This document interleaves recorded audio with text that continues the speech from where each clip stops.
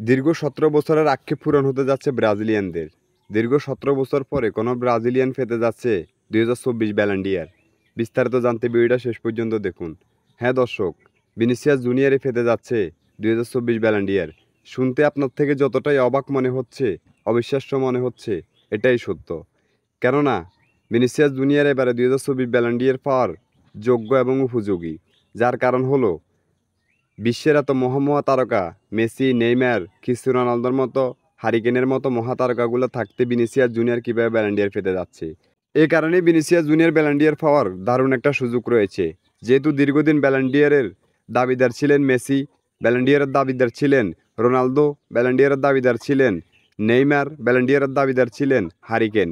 যদিও Harry Kane এখনও ইউরোপে রয়ে গেছে, ইউরোপ ছেড়ে দিয়েছেন বিশ্বের সেরা তারকা ফুটবলার মেসি, তিনি চলে গিয়েছেন ইন্টার মায়ামিতে।